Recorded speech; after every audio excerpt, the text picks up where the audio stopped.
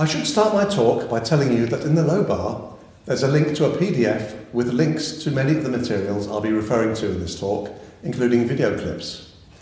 The inspiration for this talk came to me a few months ago. I was enjoying a cigar and a double single malt in the main library of my summer residence, Buchanan Castle, near Loch Lomond in Scotland. I purchased the castle in 2013 with the royalties from my first 5 international bestsellers. 2 Men in a Car, The Fraud of the Rings, David and Goliath, The Glass Ceiling Delusion, and of course, my #1 bestseller, Feminism, The Ugly Truth.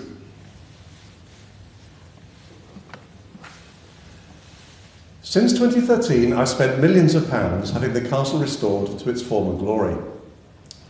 You'll find an entry on the castle on Wikipedia, although the editors seem unaware that it's been fully restored. But then Wikipedia is usually unreliable when it comes to MRAs and other critics of feminism and feminists. My own Wikipedia page was started by a feminist who goes by the name The Vintage Feminist, and there's no mention of Buchanan Castle on the page. Anyway, in my library, I stumbled across a book I first read many years ago. Men Are Better Than Women. It was written by Dick Masterson, an American, and published in 2008. It's a gem. I'll just read the start of the back cover text to give you a flavour of the content. Through a process of exhausting man research he calls keeping his eyes open, Dick Masterson has compiled a magnum-sized list of the ways men are better than women. It is an infallible compendium of man's greatness, filled with the most egregiously fallacious arguments ever put to words, but with some kind of miraculous, rock-solid man logic dripping like motor oil from every sentence. The book has a famous proverb at the start to set the tone. Female anger is the weather vane of truth. Wise words, I think we can all agree. In a similar vein, we must never forget Paul Elam's observation: a key measure of a man's character and mental health is his readiness to say no to women. In this talk, I'll be showing that women consistently fail to compete successfully with men, especially at the highest levels. I'll be mansplaining why women fail and why they always will, unless they're advantaged and men disadvantaged, in which case women aren't competing with men in any adult sense of the word. Women have enjoyed equality of opportunity in the West for over half a century, and still they cannot compete with men. I recently made an important decision, which I'm publicly revealing for the first time in this video. The only person I've confided my decision to is Elizabeth Hobson, the estimable leader of the political party Justice for Men and Boys, and the women who love them, and she's very supportive of my decision. I've decided it's time for everyone in the men's rights movement and beyond to stop pretending that women will ever compete successfully with men. The 50-year-long social experiment of intersexual competition is over, and the results are in. Women failed to compete successfully with men, and we now understand why that is and why they will always fail. End of. So women can be relieved of the silly expectation that they can compete with men, which should reduce their stress levels and make them happier than they currently are, which can only be a good thing for both men and women. One of the few female writers whose work I enjoy reading is Faye Weldon, now 89. In 2008, her book, What Makes a Woman Happy, was published. And on the first page, she writes this: "The brutal answer to what makes women happy is nothing, not for more than 10 minutes at a time." End of extract. It's simply not down to men to make women happy, because that's an impossible demand. It's down to women to work out how to be happy. Now, we're constantly told that women are strong and amazing, so that shouldn't be too difficult for them. Historically, most people have been reluctant to point out the obvious realities of intersex competitiveness to women, preferring not to challenge their fragile egos and therefore upset their delicate feelings. It was a reluctance rooted in gynocentrism which comes to these conferences to die. There will be no gynocentrism in this talk, and I'll be drawing on an important research paper written by a team of British psychologists, ironically led by a female psychologist. One major reason women fail to compete with men is sex differences in work ethic. In the year 2000, Catherine Hackim, a world-renowned British sociologist, published a paper on what she termed preference theory, and it's covered in her book, Work Lifestyle Choices in the 21st Century. Her research uncovered that 4 in 7 British men are work-centred, but only 1 in 7 British women are. 6 out of 7 women, in other words, would prefer, given the opportunity, to engage in little or no paid employment. This 4-to-1 work ethic ratio obviously has major implications. A few years ago, a survey of British women carried out for the Fawcett Society, a leading feminist propaganda outfit, found that fewer than 1 in 10 of women self-identified as feminists. But feminists are wildly overrepresented in setting and influencing public policy, and they're responsible for driving women out of the home and making them engage in far more paid employment than they would otherwise do, given a free choice. We now have solid evidence for the long-suspected causal link between feminists' increasing influence and women's increasing unhappiness over the past 50 years, thanks to research by a team of crack sociologists, by which I mean expert sociologists, not sociologists who smoke crack. The team was led by Professor Ethel Murray of the University of Swindon, one of only 2 non-feminist sociology professors in the UK, the other being Eric Anderson, an American professor of sport, health and social sciences at the University of Winchester. Eric is talking about brain injury as a men's issue at this conference. Feminist academics are doing all in their power to have Professor Murray's report taken down from the internet. So I urge you to Google the keywords Ethel Murray, University of Swindon, before the report is taken down. I'll explain why advancing women over better qualified men, whether through gender quotas or otherwise, inevitably leads to declines in performance and higher costs. The declines in performance are seen following increases in the proportion of women in professions and in the senior levels of organisations. There are, of course, a very few exceptional women who can compete successfully against men at a high level in some areas, but their numbers are so minuscule they cannot possibly justify the large-scale, costly programmes advancing women at the expense of better qualified men, which we see in many professions and in the senior levels of organisations.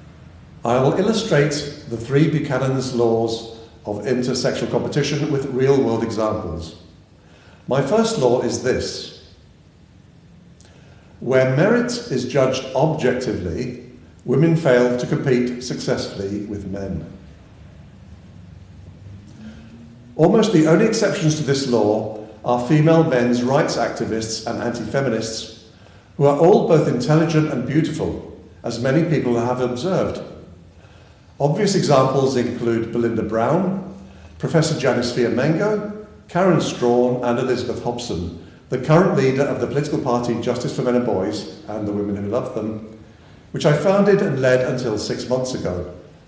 Women sometimes claim there are areas where merit is judged objectively and women outcompete men, but I've never found a claim which stood up to serious examination.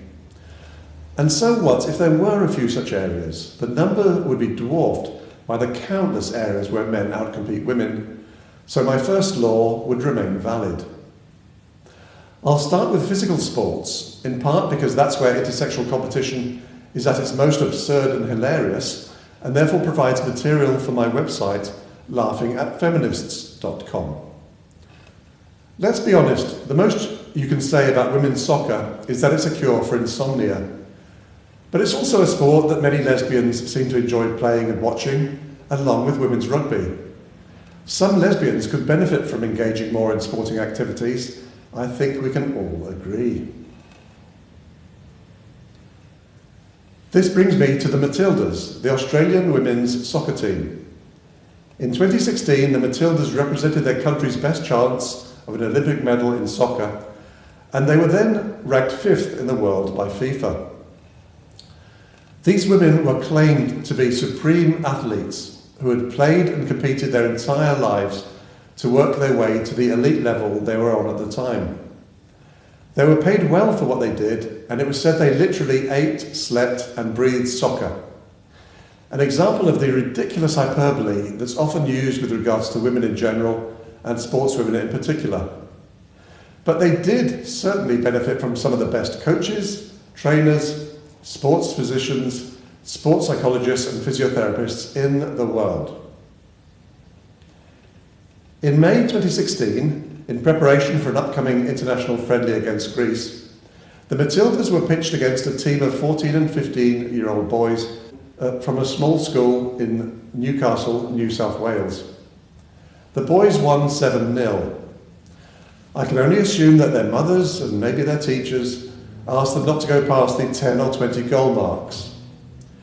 It's always unwise for women to compete against men, and even boys, in sports. And in 2019, we had a vivid reminder of why that is in the World Athletics Championships held in Doha. Some genius had come up with the idea of mixed 4x400 metre relay competitions. There were 7 national teams with 2 male runners and 2 female. In the final, all the teams but one used the runner sequence man, woman, woman, man. The exception was Poland.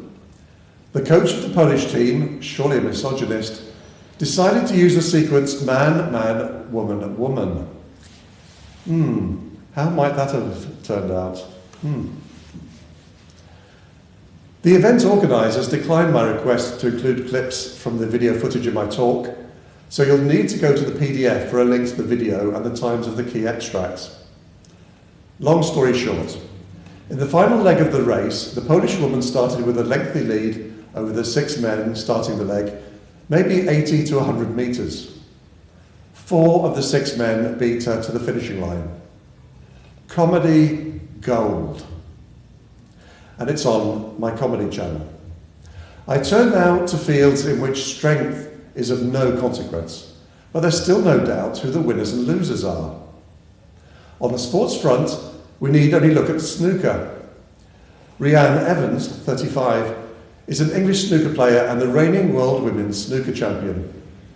She's won the women's world title a record 12 times, with 10 consecutive titles between 2005 and 14, and further wins in 2016 and 19. She's ranked number 1 on the World Women's Snooker Tour. Evans received a wild card to play on the main professional snooker tour during the 2010-11 season, but was unable to retain her place, which wasn't an earned place anyway, being a wild card, on the professional tour for subsequent seasons. In 2013, she qualified for the Wuxi Classic as an amateur competitor, becoming the first woman ever to reach the final stages of a ranking snooker tournament. She received a wild card to the qualifying rounds of the World Snooker Championship in 2015 and from 2017 to 20. Her best performance was reaching the second qualifying round in 2017 by defeating Robin Hull, for whom you have to feel very sorry. This made her the first and so far only woman ever to win a World Championship match. Women are similarly non-existent or close to non-existent at the top level in other sports not requiring physical strength. They include darts, where again women enter competitions with men after receiving wildcards, but they're soon eliminated by the men, usually in the first round. But let's move on from sports. What about intellectual competitions?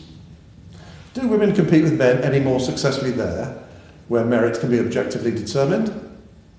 No. Chess may be an obvious example, which brings us to Judith Polgar, a Hungarian woman now 44 years old. She's generally considered the strongest female chess player of all time, although she's been inactive since 2015. Women's work ethic, eh? After lengthy coaching from some top players, all of them men obviously, she achieved the title of Grandmaster at the age of 15, the youngest ever player to break into the International Chess Federation. She's the only woman to have ever qualified for a World Championship tournament, having done so in 2005. Her world ranking peaked that year at number 8. She's the only woman to have won a game against a reigning world number 1 player, Anatoly Karpov, in 1998, but that was in action chess, where games must be completed in under 30 minutes. What about other intellectual competitions? The story is the same wherever you look. BBC Radio 4 has run the Brain of Britain competition every year since 1954. Of the 62 winners whose sex is obvious from their names, 56 have been men. University Challenge has been screened on TV every year since 1962. The format is 2 teams of 4 players competing, usually university students, but there are variations in the format. Women very rarely excel in University Challenge, but the low point for them surely came last year when the teams consisted of university alumni. The captain of the Reading University team was Sophie Walker, at the time the leader of the Women's Equality Party. In the final, she earned the distinction of being the captain of the only team in the programme's 58 years history to win no points, losing 240 points to 0. Again, comedy gold. Virtually all the winning team's points were won by men, and more than half of them by one man alone. Sophie Walker's team would have fared no worse if she and the other team members had all been replaced with bricks. I turn now to Buchanan's second law of intersexual competition. Where merit is judged subjectively, where women appear to compete successfully with men, it's because of manipulation and the corruption of processes. Examples include the awarding of prizes and the appointments of people to positions. I'll illustrate my second law with reference to men and women in the arts. 2 other speakers at this conference are speaking about the sexes in the arts, and both are artists, Alexander Adams and Alan Dedman. Alan's video includes footage of his friend David Cockney, a forthright artist. Alan trained at the Royal Academy of Arts, where Tracy Emin,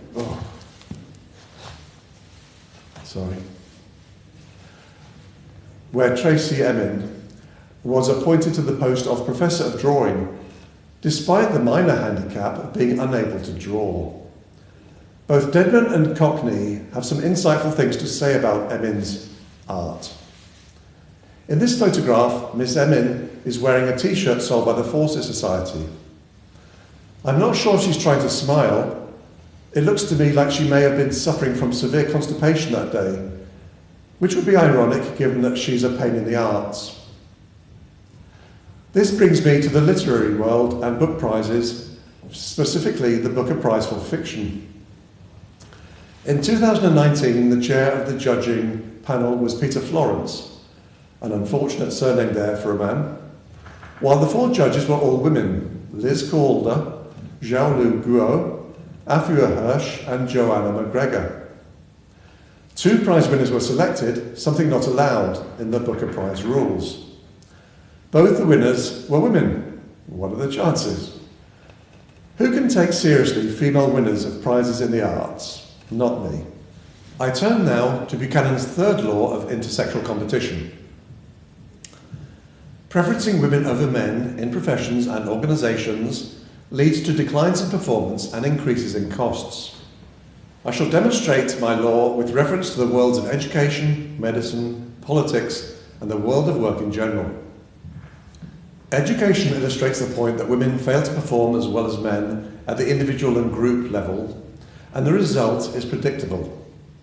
William Collins is the British blogger behind the influential blog The Illustrated Empathy Gap, and the author of the international bestseller The Empathy Gap: Male Disadvantages and the Mechanisms of Their Neglect, published last year by LPS Publishing, the world's leading publisher of books by men's rights activists and other anti-feminists. I'll be drawing on Collins's book in the section on education, and I recommend you check out his website on the issue of education, and so much more besides. I'll start with the issue of girls outperforming boys in secondary education and beyond. Across the Western world, more women attend university than men, and this has been the case for many years. In the UK, we need to go back to the 1987-88 academic year for an understanding of the roots of the issue. That was the year that O-levels were replaced by GCSEs, which allowed for more continuous assessment and therefore enabled teachers' pro-girl bias to be reflected in grades. It's a widely held but erroneous belief that boys did consistently better than girls in O-levels, theories for which included boys being allegedly better equipped to handle the stress of the examination process, which in itself said something about female anxiety, I think. Anyway, we turn to a diagram in Collins's book.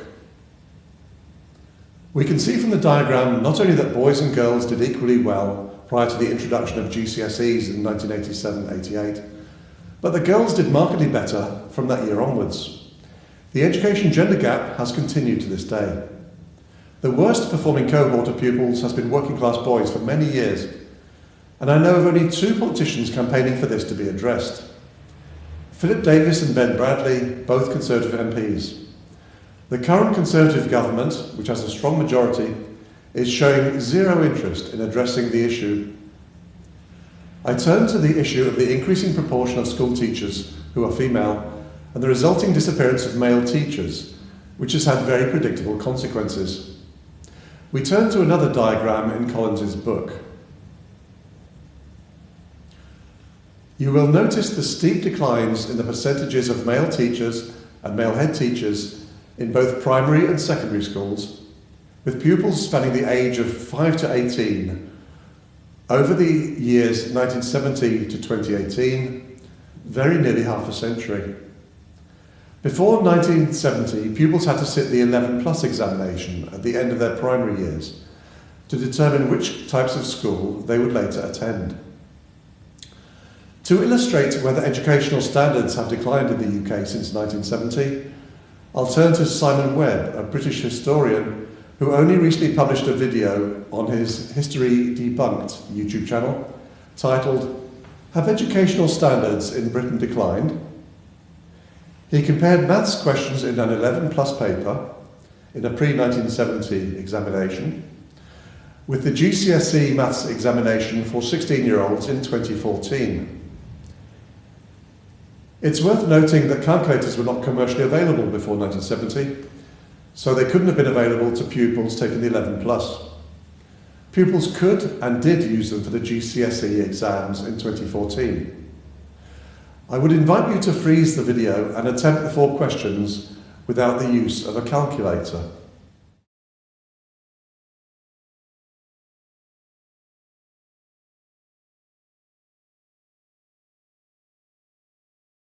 I don't think we can doubt the decline in educational standards after 1970, coinciding with the disappearance of male teachers. But what about the efficiency and cost-effectiveness of the school system since 1970? Before the disappearance of male teachers, 1 teacher would control a class. As the men disappeared, classes increasingly required 2 teachers, a woman and an assistant. And of course the assistant was almost always a woman too. In 2013, one county alone in England reported that it had spent more than £100 million, that's about 125 million US dollars, over 4 years on teaching assistants. The annual cost of teaching assistants in the UK is enormous, and of course mainly paid by male taxpayers, who pay almost 3/4 of income tax. The bottom line? It takes 2 women to educate children less well than 1 man can, and it costs a lot more money. Men are discriminated against in the higher education sector by a scheme called Athena Swan, which forces universities to positively discriminate on behalf of women who are usually less qualified than the best available men for academic positions. I refer you to William Collins's website The Illustrated Empathy Gap, and again his book, The Empathy Gap, for more details on this deplorable scheme. I'll say a few words about medicine. In the 1970s, Vernon Coleman, the first TV doctor in the UK, revealed that medical schools were preferencing women over men for medical degree courses. That has continued to this day, and for years about 2/3 of medical students have been women. As Coleman predicted, the women are far more likely than the men not to practice medicine after graduating, often because they've bagged a fellow student as a future husband, and to work part-time rather than full-time, even if they have no children. Women avoid demanding specialisms such as A&E and working on social hours, preferring instead to become GPs in particular. Everything that Coleman predicted has come to pass, and the National Health Service is today even more of a disaster than you'd expect of a 75-year-old state-owned virtual monopoly. It's been estimated that female medical graduates will work on average half the hours over their careers compared with their male colleagues. Put another way, 2 women need to be trained as doctors to work the same hours over a career as 1 man. The inevitable consequences include a huge waste of taxpayers' money on funding the expensive training of women doctors, and a fall in doctor numbers which has led to the need to employ huge numbers of doctors who've trained overseas, usually from poor countries which can ill afford to lose them, such as India and Pakistan. A few final words on medicine. You may or may not be aware that Florence Nightingale, that great British heroine of nursing, implemented measures in our hospital during the Crimean War which led directly to the otherwise avoidable deaths of thousands of injured British soldiers. I'll put a link in the low bar to a short video on the matter. So what did the British government decide to call the huge new temporary critical care hospitals for COVID-19 sufferers? Nightingale hospitals. This leads me to the world of politics. A number of British political parties, most notably the Labour Party, have long used all-women shortlists for selecting parliamentary candidates. More than half the Labour MPs today are women, yet curiously the party does not intend to introduce all-men shortlists. Vince Cable stated proudly to an inquiry that the party he led at the time, the Liberal Democrats, used all-women shortlists in winnable seats. I can only assume that for unwinnable seats, the party used all-men shortlists. When these women were duly and predictably elected, because male turkeys do vote for Christmas, and very reliably, they always turn out to be hopeless MPs with no grasp of just how woeful they are. This brings me inevitably to the Labour MP Jess Phillips. A few months after her election as an MP in 2015, she was sitting as a member of the Backbench Business Committee. Among other things, the committee allocates time for debates. The Conservative MP, Philip Davis, who spoke at 2 of the previous ICMIs and is speaking at this one, was seeking time for a debate on men's issues, the first such debate in commemoration of International Men's Day. A video of the exchanges between Jess Phillips and Philip Davis is on the YouTube channel of the political party Justice for Men and Boys. This was their final exchange. I don't care about men's issues, it's that I'm hoping for parity myself. Hear, hear. I absolutely care about men's issues, and when I've got parity, and when women in these buildings have parity, you can have your debate. Oh, Mr. Chairman, if I can just make the point, and that will take an awfully long time. I'm not requesting a debate on representation within the House of Commons. I'm asking for debates on men's issues, and the list of issues I gave earlier, I would like to think people can recognise are genuine issues and actually are very, very rarely debated in the House of Commons. Very rarely debated in the House of Commons. Right. Well, thank you very much for it. Thank you very much indeed. Jess Phillips's intervention led to such strong objections that Philip Davis was later permitted to host the debate, and he's hosted the debate every year since then, covering many men's issues, including domestic abuse, suicide and MGM. In interviews, Jess Phillip has frequently admitted to having a major anxiety disorder, to the extent that when her sons are late home from school, she assumes they are dead.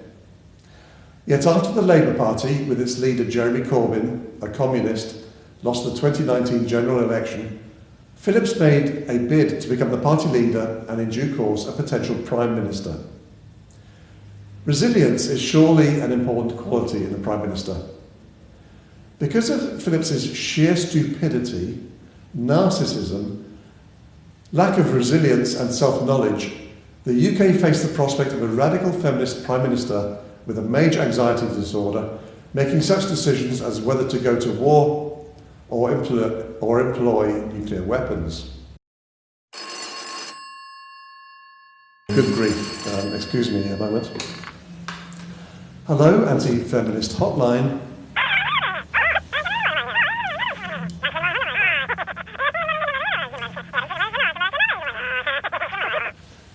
Thank you. You have photographs of Harriet Harman MP and Jess Phillips MP holding hands in Parliament Square, looking up at the Millicent Fawcett statue. Yes, please do email the images to me. We can certainly use them. I'm sorry, but I'm currently in the middle of recording a conference video with the international film director Tom Caulfield. So his time is very expensive, as you can imagine. So if you could call back in an hour, that would be great. I'll take your call then. Thank you very much. Sorry about that. I turn now to other fields of employment. Over many years, countless men's careers have been crippled as less qualified women have been promoted ahead of them. Since 2011, FTSE 100 companies have been appointing poorly qualified women to their boards and other senior positions because of the government's threat of legislated gender quotas, and more recently the FTSE 350 started down the same crazy path. The broader issue of women on boards has interested me since before I launched Campaign for Merit in Business in 2012, and in November of that year I gave evidence to a House of Commons inquiry. The video of that is on the Justice for Men and Boys website. The campaign was then, and remains to this day, the only campaign in the English-speaking world challenging initiatives to increase the proportion of women on corporate boards because of the overwhelming evidence from longitudinal studies of a causal link with corporate performance decline. The government is fully aware of that evidence, but continues to press major companies to appoint more women to their boards anyway. There's a great deal of material on these issues on the Campaign for Merit in Business website. I turn now to a couple of remarkable articles about CEOs. They were written by an American, August Levensky-Old, and published on the influential American website avoiceformen.com in 2017. I should explain that the S&P 500 is the list of the 500 largest companies listed on stock exchanges in the United States. The first article was titled, "Women Hate Being CEOs and They Suck at It." His key findings were these. In 2012, 20 S&P 500 companies had female CEOs.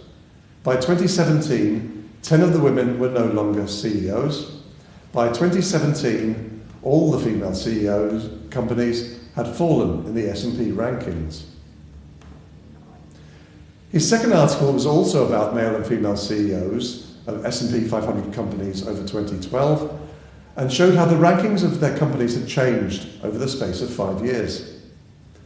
The article was titled, "Do Men Make Better CEOs Than Women?" His key findings were these. 15 of the 20 men still held their titles after 5 years, compared to just 10 of the 20 women. 8 of the 15 men improved the rankings of their company, compared to none of the 10 women. Final result, men at plus 451 were 994 ranks higher than comparable women CEOs who scored minus 443. This wasn't just a slaughter of women CEOs. This was Bambi meets Godzilla. There's a link to those articles on the Campaign for Merit in Business website. This brings me to the issue of why women fail to compete successfully with men at the highest levels. Susan Pinker is a psychologist and newspaper columnist hailing from Canada, and the sister of the Harvard psychology professor Steven Pinker. Her book, The Sexual Paradox, published in 2008, explained that the small number of women at the top of major organisations could be explained in large part by women's freely made choices, but of course feminists rejected that explanation, sticking with their usual baseless conspiracy theories, invariably rooted in their myth that men are misogynistic and discriminate against men in the workplace and elsewhere. Now, it would clearly be in everyone's interest to stop pretending that women are the equals of men when it comes to high-level competition. I turn to Dr. Victoria Bateman, a psychologist at the University of Swindon. For over a year, she's been leading a team of psychologists examining competition between the sexes. The design of the study is fascinating, I think. The team generated a list of traits and issues which they thought might impact on the competitive success of men and women in intersexual competition. They then phone interviewed at random a selection of 100 men and women, 50 of each, in their 50s and 60s, of an age with good experience of how the world really works. They asked them which sex would tend to benefit competitively from each trait and issue. The paper is currently undergoing peer review prior to publication, which is expected early in 2021. We can only hope that feminists, with whom academia and academic journal publishers are riddled, do not prevent the publication of the paper. Dr. Bateman was kind enough to allow me to reveal the traits and issues the team examined in their study, and she initially asked me to present them only as bullet points before the paper's publication. But she later sent me an email asking me to make a number of points before presenting the traits and issues in this talk. Number one, the relevance of individual traits and issues is dependent on the nature of the competition. Number two, the traits and issues range from biological to cultural and include human characteristics. Some might generally be regarded as positive qualities, others negative, while some qualities may be negative in everyday life but helpful in terms of competitiveness. Next point. The extent to which individual traits and issues advantage one sex over the other varies widely. Sometimes it's considerable, sometimes it's nuanced. Where a trait or issue disadvantages one sex, the other sex is thereby advantaged. This is a zero-sum game. Many of the traits and issues become more relevant as the level of competition increases. And in the world of work, they become more relevant as organisational size increases. The traits and issues are more relevant for private sector organisations, where merit is judged more objectively because of the profit imperative, than in the public sector. Her final point was that the issues are considered in the cultural context of the UK, and the findings of such studies may differ in other cultures. Dr. Bateman is of the view, however, that the findings would be similar in all developed countries and possibly in developing countries too. We'll start with a list of traits and issues where more of the respondents believed men were advantaged. Then we'll go on to the list of traits and issues where more of them believed women were advantaged. Strap yourselves in, these lists may be longer than you'd expect.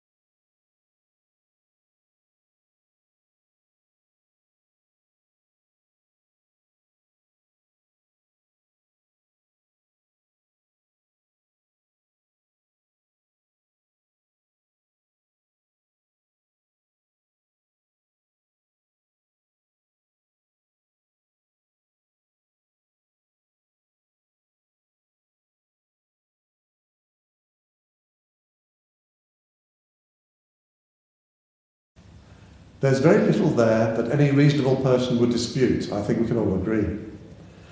Feminists are excluded by definition, being unreasonable, hatchet-faced harpies who suffer from feminist derangement syndrome. We now turn to the list of traits and issues which advantage women over men.